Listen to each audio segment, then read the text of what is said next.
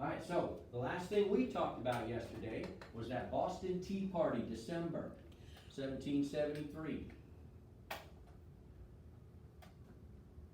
Any questions on anything?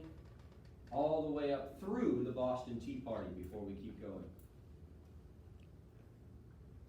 Alright, then remember, after the Boston Tea Party, the British officials wanted to know who's responsible for that vandalism.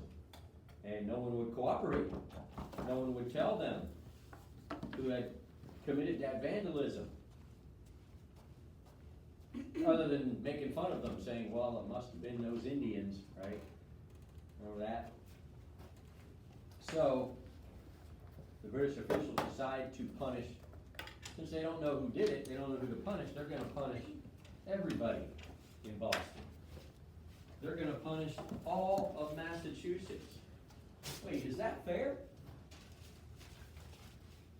Don't know who did it, so punish everybody? That's not fair, is it? It's never fair to be punished for something you didn't do. Well, that's what they decided to do, and they passed some new laws. The very next month, that would have been January 1774, they passed what we call the Intolerable Acts. What's an act? A law. A law, and acts you can see is plural, which means there's a whole series of new laws. They weren't called the Intolerable Acts, that's what the colonists called these laws. The Intolerable Acts. What does the word intolerable mean? Can't tolerate it. Can't tolerate it, so what does that mean? Intolerable. What? Can't live with it. Can't live with it? Can't stand it? Alright, this is just craziness, right? That's intolerable. Hard to define, but I think you know what it means. Alright, so we're gonna just mention two of the intolerable acts. The first one is the Boston Port Bill. Get this, the British government shut down the seaport city of Boston. They brought battleships and surrounded the city of Boston and wouldn't let any ships in or any ships out. That's something you do to your enemy. Are we Britain's enemy? Nope. We're not England's enemy. We are England. They're treating us like an enemy. What is going on? Besides that, without any ships coming in or out, that means there's no food coming into the New England colonies. They're New England. They're farther north, less well suited for farming. The food, the bread colonies, were the middle colonies. The food was being shipped in through Boston. Not anymore. It looks like the British government is trying to starve out the people of Boston and Massachusetts. It's something you do to your enemy, not your own people. Now don't worry, nobody starved, alright, because of the generosity of the colonists. As Americans, we've always been that way, right? Whenever there's a tragedy or a storm or whatever somewhere in the country, we send supplies. Sometimes it hits us, hurricanes or whatever, guess what? Other Americans send supplies to Southwest Florida. That's just how we are. Well, it was that way then too. All the colonists in the other colonies sent wagons on land, not by sea. They sent wagon loads of food to New England. So they had plenty to eat. Nobody starved, but that's not the point. Our own government trying to starve us out, that's intolerable. Alright, another one of the intolerable acts is a new quartering act. Remember the old one, way back in 1765, said you had to give living quarters in unoccupied buildings on your property. Now there's a new quartering act. It says you have to give living quarters to British soldiers in occupied buildings. That means your house. You have to let them live under the same roof as you and your family. You might say, well, we don't have any open bedrooms. Parents and the kids got all the bedrooms. Well, sorry. Double up, put all the kids in the parents' bedroom. Because you need British soldiers in that other bedroom. Which means that, and you remember, you gotta pay for their dinner. Which means now at the dinner table, you're sharing it with British soldiers. You know, those guys you don't even say hello to on the street because you resent their being here. Now they're living under your roof, sharing your dinner table, in your kid's bedroom. You know what that is? That's intolerable. You see why they call them the intolerable acts? Mm-hmm. Well, Ethan? Were there any like British soldiers who knew that it was wrong and were kind of like friends with the people they're staying Sure. with? Sure, yeah, there were exceptions, but generally, they weren't friendly. Yep, you're right though. All right, so what did the colonists do about it? Well, we decided to have a meeting, get together and talk about it. That's right here, the First Continental Congress, later that year, 1774. Congress, you might remember, just means a meeting. I think you know what first means. Continental means we want to get delegates, representatives, people from all 13 colonies if we could. In other words, the whole continent, to sit down and talk about this. All right, so first time we tried that was in New York City. Remember, we got 9 out of 13, not bad. So this time we move it to Philadelphia. So the First Continental Congress in 1774 took place in Philadelphia, and 12 out of 13 colonies sent delegates. Almost got them all. The only one that didn't was Georgia, probably because of the distance of travel. But 12's pretty good. And what they're talking about is what's going on up in Boston, Massachusetts. Here's why they're talking about that. Hey, if it could happen to Boston, then it could happen in New York, or Pennsylvania, or Virginia, or the Carolinas, anywhere, right? If it can happen, if the British government can do that to Massachusetts, they could do it to any other colony, because we're all English colonies. It's kind of why we pay attention to the news like we do right now. In the crazy year 2020, we see all these riots and everything. Hey, we don't live in Portland. We don't live in Minneapolis. We don't live in Kenosha, Wisconsin. All right, why do we pay such close attention to the news? Because as Americans, we all realize if those things can happen in those cities, they could happen here. Kenosha's not a big city. Had you ever heard of Kenosha before this summer? Yeah, it's a city about the size of Fort Myers. Things like that can happen there, it could happen here. That's why we pay such close attention. Well, guess what? That's why they're talking about this in Philadelphia. They know if it can happen up there in Boston, it can happen anywhere in the colonies. So what are we gonna do about it? Well, what they decided to do at the First Continental Congress is write another letter to the king, petition the king. Kind of similar to the first one. Dear King George III, you're the man. You are the King of England. We love England. We're loyal Englishmen. We are your loyal subjects. You are the rightful King of England. We are part of your kingdom. But Parliament keeps passing these crazy laws. See how that works. You know what the king's reply was? He sent more soldiers. That's not exactly what we were hoping for, is it? More soldiers to take away our freedoms. Which now leads us to page 84. That shaded yellow box, that's where I want to talk about the rest of the period. What's going on in that room on that painting.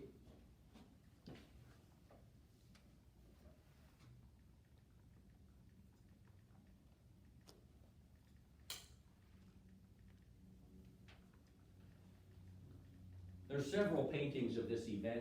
There's one in your textbook. I like this one better, so we'll use this one. Either one's fine. They're similar. I like sometimes teaching from paintings because if the artist is talented, there's a lot you can learn about the event by looking at a painting. Now it's kind of small up here, but if you'll look up here with me, first of all, we need to know when this is, where this is, who is there, what they're doing, right? Let's set the stage. Let's create the scene here. The when is March 23rd, 1775. It's the spring of 1775, just 5 years after the Boston Massacre. The where is they are in the Virginia House of Burgesses. They're in Virginia. Now that's a little different, right? Most of everything we've been talking about has been taking place in Boston. This meeting here is in Virginia. House of Burgesses, you know what that is, right? That's Virginia's representative government. So these are the leaders of the Virginia colony. It's March 1775. Who? Let's talk about some of the who is there. Alright, well, some of the people there you've heard of. Thomas Jefferson is there. He's a Virginian. George Washington is there that day. He's a Virginian. 2 of the 4 guys on Mount Rushmore are at this meeting. But guess what? They are not the center of attention today. This story is not about them. The story is about the guy standing up, talking, in the red coat. Who is that man? He's one of my favorite Americans. One of my favorite founding fathers. Who is he, Caitlin? Patrick Henry. A great Virginian named Patrick Henry. We'll talk about him a lot in just a minute. Alright, but I want to tell you what they're talking about. We know the when, March 23rd, 1775. We know the where, Virginia. We know who's doing the talking, that's Patrick Henry. Now, what are they talking about? They're talking about what's going on up in Boston. Because once again, they realized, hey, if it could happen to Massachusetts, it could happen to Virginia. So is there something we should do to prepare? Is there something we should do to help out? But what needs to be done? So there are a bunch of leaders in Virginia, and anybody have anything to say, and stand up and say your piece, and they take turns, and finally it's Patrick Henry's turn to talk. Now I'll tell you about Patrick Henry's personality. Patrick Henry has been described as a fiery guy, a passionate guy. I like those kind of people that are fiery and passionate. Passionate means you care deeply about certain things. He's the kind of guy you're gonna know exactly what Patrick Henry thinks. You know why? How you gonna know what he thinks? Because he's gonna tell you. He doesn't keep his opinions to himself. He's gonna tell you in no uncertain terms where he stands on any given issue. I have a good friend like that. Known him for years, one of my best friends. We have had lots of conflicts. We argue. Sometimes we've gotten nose to nose screaming at each other. We've even pushed and shoved each other because we had disagreements. But if I ever need anything, he'd be one of the first people I call, and I know he'd drop whatever he's doing to help, and I would do the same for him. All right. He is a fiery and passionate man, and some people that know me well have described me that way. Things that I care about, I care deeply about. I'm passionate about certain things. My family, my country, my faith,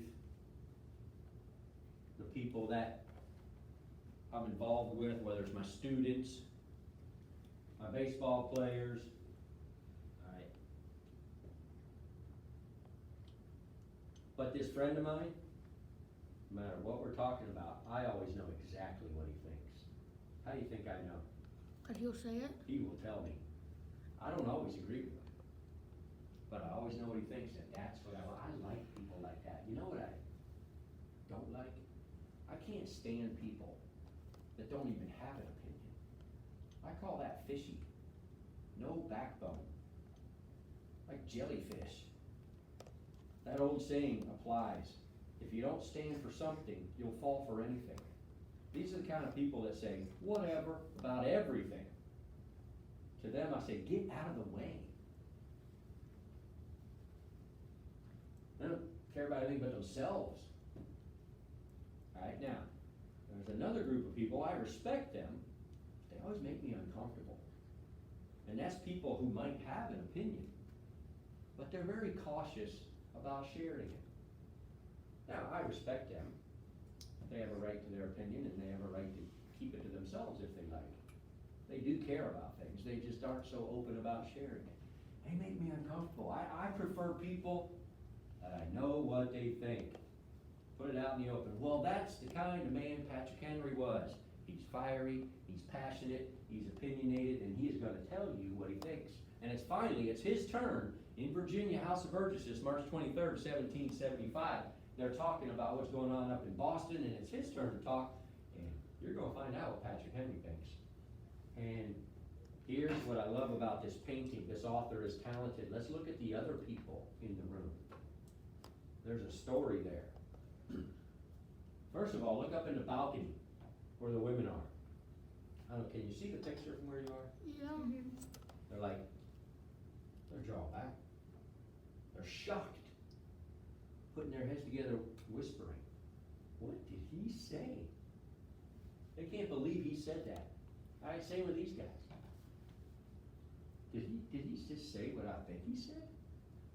All right, these guys back here doing the same thing, putting their heads together, they're shocked. Look at this guy, right behind Patrick Henry. It's like cocking his head a little bit. Come again? I don't believe you just said that. All right, same thing, these guys whispering. Got this guy's attention, like, whoa, what'd you say? All right, I like this guy behind the arm here, kind of leaning back in his chair, this big old boy, like, oh my goodness, I can't believe he just said that. Oh no. All right, this guy sitting down here, one of my favorites, I think that's George Washington, Yeah, I'm not looks sure, like but it. doesn't that look like George Washington? He's not even looking at Patrick Henry, but he's not daydreaming, you can tell, because the artist is talented. Look at his hands, he's gripping the arms of his chair, and he's staring into just emptiness, because he's realizing, you can kind of read his mind, he's realizing, I might not like what Patrick Henry said, but he's right. He's realizing he's saying what needed to be said. And then this guy in the blue, he couldn't even stay in his chair. He is up out of his chair, ready to jump over this guy to get to Patrick Henry. He's saying, you better take that back. You can't talk like that. With all these expressions portrayed by the artist on this painting, wouldn't you like to know? What did Patrick Henry say? Well, that's what we're going to talk about the rest of the period. He gave his famous speech. I have his entire speech. You have the end of it in your textbook. I'm not going to read the whole thing, but I am going to read more than what showed up in your book. And I'm going to skip around, and because they talked in flowery ways back in those days, I'll read part of it and then I'll explain what it means. Early on in the speech, Patrick Henry says, I consider it as nothing less than a question of freedom or slavery. Now remember, they're talking about what's going on up in Boston. At first they're confused. What is Patrick Henry talking about now? Freedom and slavery. I mean, I know there's taxes and there was, violence at the massacre. What's he talking about? Freedom and slavery. Okay. Later on he says, we are apt to shut our eyes against the painful truth. Now he's getting their attention. We kind of have a saying for this idea. Maybe you've heard this saying, the truth hurts. And that's the truth, isn't it? Sometimes the truth hurts. Sometimes finding out, hearing the truth is not what we want to hear. It's not fun, but that doesn't mean it's not true. Sometimes the truth hurts. Like if we would find out the truth that someone in our family has been hurt, we would need to know that, but it would be no fun getting that news, right? Or what if somebody, your friend or a family member, betrayed you? Ouch. If that's the truth, you need to know it, but it would be painful, wouldn't it? Truth sometimes hurts. That's what Patrick Henry's getting them ready for what he's about to tell them. He's telling them, look, I'm going to tell you some things you're not going to want to hear. But when I'm done, you won't be able to deny it. What I'm telling you is the truth. All right, well, let's go. Later on, he says this. I'll explain it. He says, ask yourselves how this gracious reception of our petition comports with these warlike preparations which cover our waters and darken our land. Are fleets and armies necessary to a work of love and reconciliation? Have we shown ourselves so unwilling to be reconciled that force must be called in to win back our love? Let us not deceive ourselves, sir. These are the implements of war and subjugation, the last arguments to which kings resort. All right, now I'll explain it. It says, ask yourselves. In other words, hey, you guys tell me. That's what Patrick Henry's saying. You guys tell me. What do you think's going on up in Boston? All those soldiers in Boston that are now living in their houses, All those battleships in the harbor, why do you think they're here? The king is getting ready for war. They're confused. Well, what is he talking about? He's hinting in this sentence that the king's getting ready for war with them. Because what have we done to deserve all these armies and navies? I mean, yeah, we've been protesting. We've been boycotting. Right? We've been writing letters to the king. We've been insisting to be on our rights as Englishmen. We're not asking for something crazy. We're just asking to be treated as same as other Englishmen. We don't want to be second-class Englishmen. We just want to be treated equally with other Englishmen. Hey, as Americans, isn't that what we're still all about? We're all about equality. You always hear that. Equality. That is a huge part of America. It's one of the things, again, one of the pillars of American greatness is our equality. When we say equality, I think you know we don't mean everybody has equal talent. That's impossible. Some people are more talented in certain areas than other people, right? That's not what we mean. We don't mean that we should have equal wealth. Not only is that impossible, that's not even fair. Some people, because of their talent and hard work, deserve more wealth than lazy people, right? That's not what we mean by equality. What we mean by equality is everybody being treated equally. Equality under the law. The law will treat everybody equally. You don't get treated extra good because of who you are, and you don't get treated worse because of who you are. Neither one would be fair. That's inequality. We like equality. Everybody should be treated the same. That's an American ideal. Right? We're all special. That's the point. That's why we should all be treated equally. There is no such thing as extra special. Hate to pop your bubble, but if mommy and daddy told you you were extra special, they lied to you. Alright, you are special, and so is everybody else. That's the point of equality. There's no such thing as extra special, because that would mean that we're more important than the next person. That's not equality. Alright, so that's a beautiful thing, and that's what Patrick Henry is saying to these guys. Hey, we get it. We all want to be treated the same. We're not asking the king to treat us special. We just want to be treated equally. But he's preparing for a war. That doesn't make any sense, does it? We haven't asked for anything crazy. We're not making terrible demands. We're just asking for common sense. He continues on. He says, I ask, gentlemen, sir, what this means of martial array, if its purpose be not to force us to submission. Can gentlemen assign any other possible motives for it? Has Great Britain an enemy in this quarter of the world to call for all this accumulation of navies and armies? No, sir, she has none. They are meant for us. They can be meant for no other. That's a painful truth. England, King George III, they're getting ready for a war. Why do you say that, Patrick Henry? Because look at all the soldiers and battleships in Boston. Does England have an enemy over here somewhere we don't know about? No. French army's long gone. They're back in Europe, right? There's no enemy over here. They're getting ready for war against us. You tell me why. You tell me what they're here for if it's not for us. Well, they can't answer, can they? They're shocked. Right? They can't believe what he's saying, but they know it's the truth. It's a painful truth, but it's the truth. And then he goes on, they are sent over to bind and rivet upon us those chains which the British ministry have been so long forging. And what have we to oppose them? Shall we try argument? Sir, we have been trying that for the last 10 years. Have we anything new to offer on the subject? Nothing. We have held the subject up in every light of which it is capable, but it has all been in vain.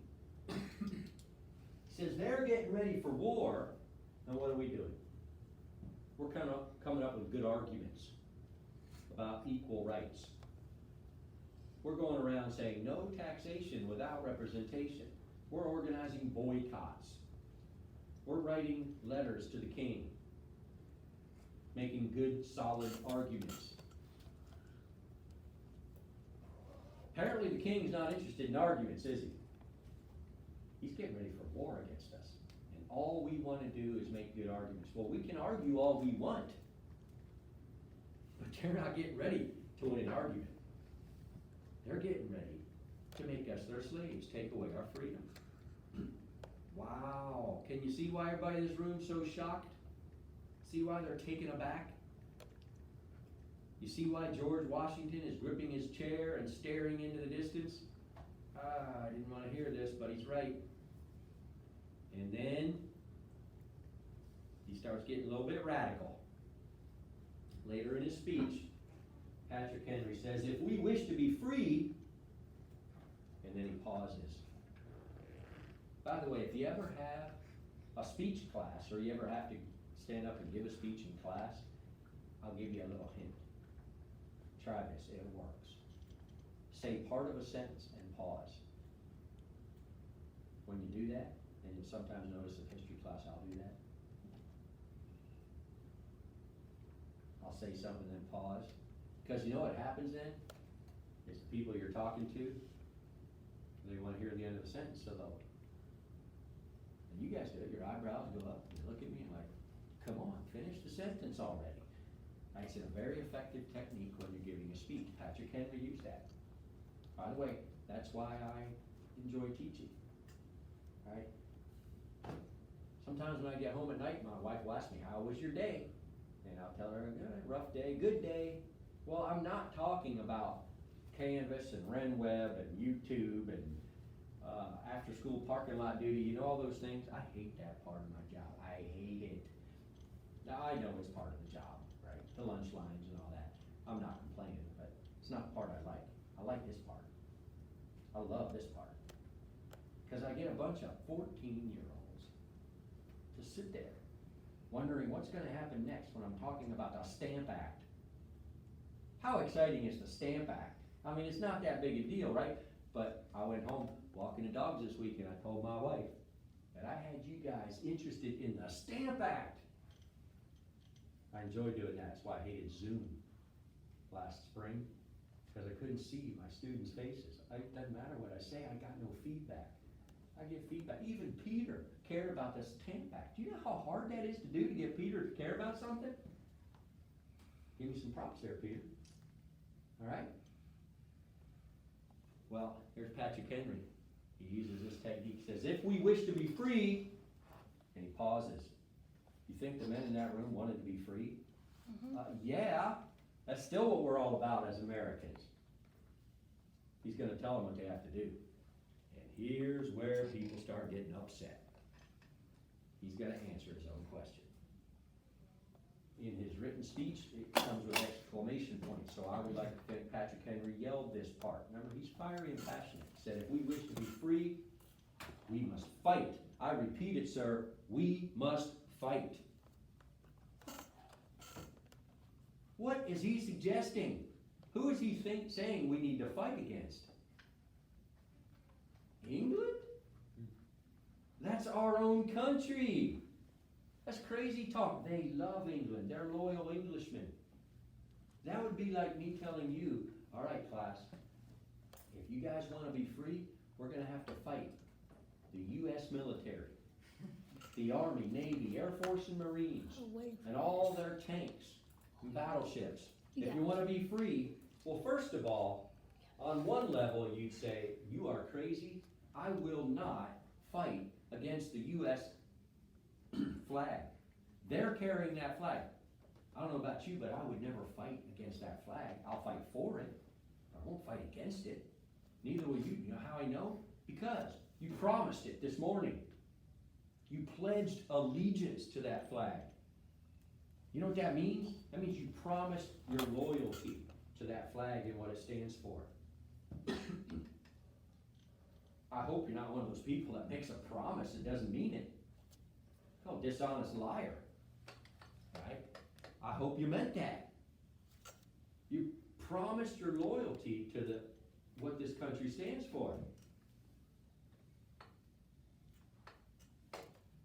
I would never fight against it. And that's how they felt in that room.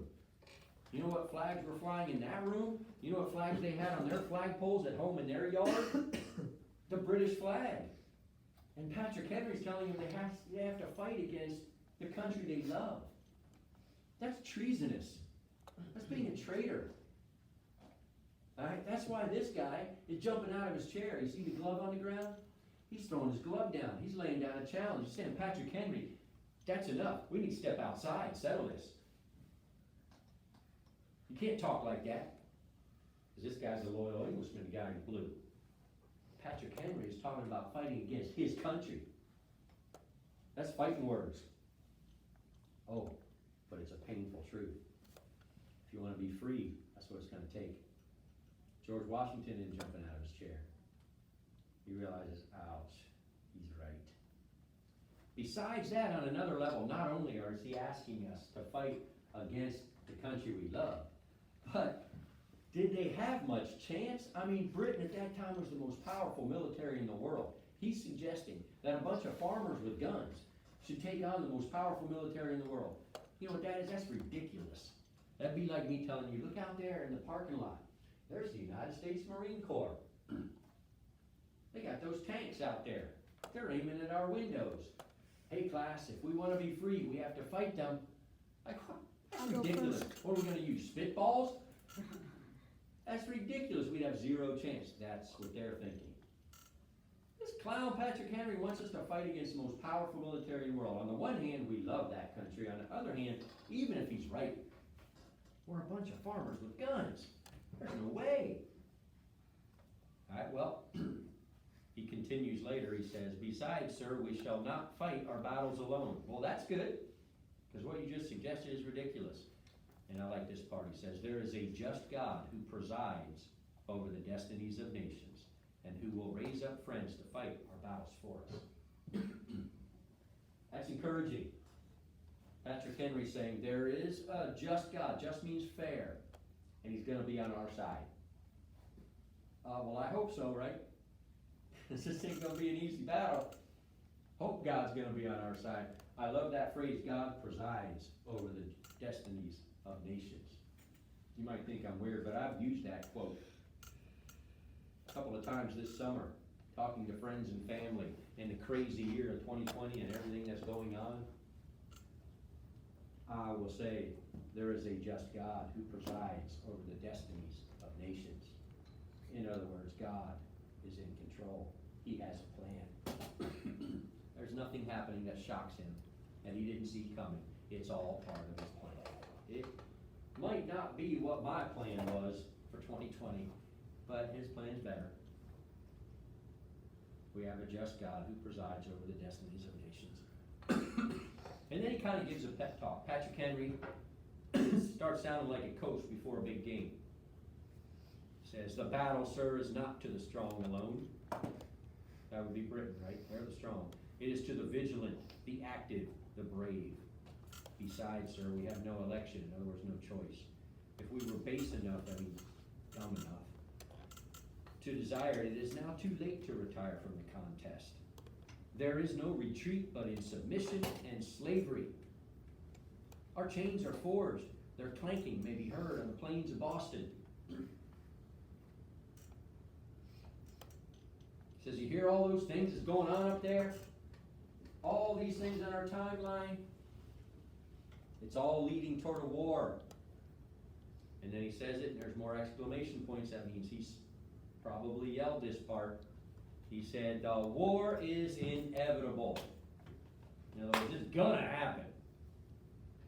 And I love this part. It says, and let it come. I repeat it, sir, let it come. Now this is 1700s Virginia talk for Bring It On. Talk about fiery and passionate. Here is Patrick Henry suggesting to this room full of patriotic men that they have to fight against their own mother country, the most powerful military in the world, and Patrick Henry saying, bring it. I know. They're more powerful than us, but I don't care. Bring it. Bring it on. Woo! He's fiery, all right. Now we're getting close to the end of his speech. He says, "It is in vain, sir, it's useless to extenuate the matter." And it kind of mocks him a little bit. He says, "Gentlemen may cry, peace, peace, but there is no peace." Let me explain something to you. We're going to use this throughout the year. The opposite of peace, of course, is war, right? No one in their right mind prefers war over peace. Anybody who would rather see war than peace, I promise you, they have never actually seen war.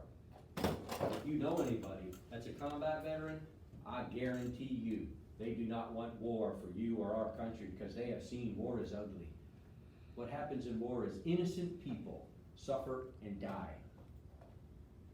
Nobody wants war that's in their right mind. Everybody prefers peace. But here's what the point he's making. For there to be peace, both sides, two sides have to want peace, or else there's no peace. Gentlemen may cry, peace, peace, but there is no peace, because Britain doesn't want it. Here's an example. Let's say I'm walking down the hall, and I pass Maddox in the hallway. And Maddox says, "Good morning, Mr. Kiefer." And I punch him in the nose. Where did that come from? He staggered. He's like, "Ouch, man, that hurt. Kiefer, what are you doing?" I said, "Good morning." I punch him again. Maddox wants peace, doesn't he? Does he have peace? No, he does not. He is not experiencing peace. All right? He wants it, but he's not experiencing, because who doesn't want it, apparently? You. Apparently I don't, right? So if Maddox decides he would like to have peace, what is he going to have to do? Fight you. Yeah, he's going to have to start punching me in the nose. And after a while, I get punched so many times, I'm going to say, all right, Maddox, enough. Peace, man. And he's going to say, "That's what I said in the first place," and he'll help me up and then go about our day, because now we both want peace, don't we? It takes two sides to want peace. Tomorrow, we're going to take a break from our curriculum. We're going to talk about the attacks on 9/11. I don't think we talk about it enough. Well, we will in here, by golly. I'm going to walk you through what happened. All right, I'll give you a first-person historical account. All right, because I was alive then. Well, guess what? We were at peace that day. We weren't at war. At least we didn't know we were. Now, your whole life, we've been at war against terrorists. Well, we weren't on September 11, 2001. And we got punched in the nose that day hard, and it hurt. It's the worst day ever in America. And we figured out we don't have peace unless we fight the terrorists. And we've been fighting them ever since. That's the only way to have peace. Both sides have to want it. Well, Britain obviously is not wanting peace. That's what Patrick Henry's trying to get across to them. Gentlemen may cry, peace, peace, but there is no peace. The war has actually begun. And then he makes a prediction. This is amazing. He says, "The next gale that sweeps from the north will bring to our ears the clash of resounding arms. Our brethren are already in the field. Why stand we here idle?" In other words, he's saying, you wait. The next news we get from Boston is going to be about a war starting. Well, check the timeline. It's March 23rd. The very next thing I'm going to write up there, a couple of weeks later, guess what? His prediction comes true. There's an actual battle. How did he know? 'Cause he could see what was coming. It's a painful truth, but it doesn't change the truth of it.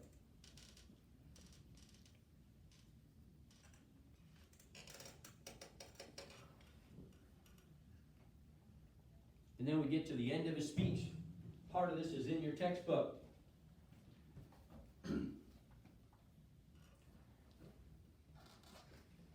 What is it the gentlemen wish? You say, all right, what do you guys want? Telling the guys in the room, what do you guys want? What would they have? Is life so dear? Look at this quote. Is life so dear, or peace so sweet, as to be purchased at the price of chains and slavery? Of course everybody wants life. Of course everyone wants peace. But what if I were to tell you the price tag that you have to pay to stay alive at peace is you have to give up your freedom? You have no freedom. I actually fear that there's some Americans that feel this way. Let me live at peace. Just make me comfortable, make sure I have air conditioning and a cell phone, and I can watch Netflix and play video games and go to a restaurant every now and then, and you can have my freedom. Some of the protesters, I see them, they are actually demanding the government take their freedoms. This boggles my mind. As Americans, we usually bug the government to give us our freedoms. They're actually protesting for the government to take their freedoms. I don't get it. As long as they get to live comfortably.